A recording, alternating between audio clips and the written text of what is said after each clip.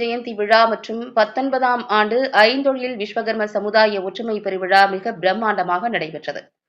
விஸ்வபிரம்ம ஜெயந்தி விழாவினை முன்னிட்டு கோவை பெரிய கடை வீதியில் அமைந்துள்ள காமாட்சியம்மன் திருக்கோவிலில் காலை முதலே கணபதி ஹோமம், அம்மனுக்கு அலங்கார பூஜைகள் மற்றும் அன்னதானம் உள்ளிட்ட பல்வேறு நிகழ்ச்சிகள் நடைபெற்றன.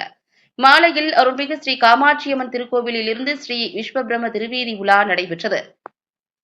ஸ்ரீ விஸ்வபிரம்ம திருவீதி உலா ஊர்வலத்தை கோவில் கமிட்டி பொருளாளரும் தமிழ்நாடு விஸ்வகர்மா பாதுகாப்பு பேரவை நிறுவனருமான MP பாண்டியன் கொடியசைத்து துவக்கி வைத்தார்.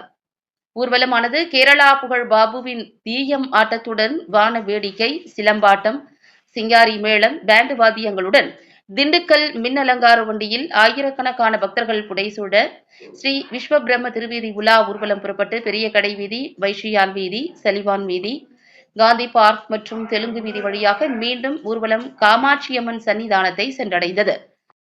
இந்நிகழ்ச்சியில் ஸ்ரீ பாபுஜி சுவாமிகள் சிறப்பு விருந்தினராக கலந்து கொண்டு பக்தர்கள் மற்றும் பொதுமக்களுக்கு ஆசிகள் வழங்கினார்.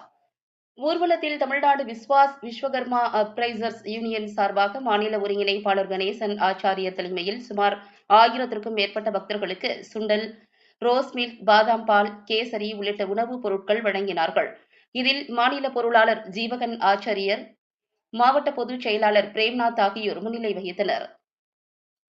ஊர்வலத்தில் ஐந்தொழில் செய்யும் விஸ்வகர்மா சமுதாய மக்கள், அரசியல் பிரமுகர்கள், பொதுமக்கள் உட்பட 1000க்கும் மேற்பட்டோர் கலந்து கொண்டு அம்மனின் அருளை பெற்றனர்.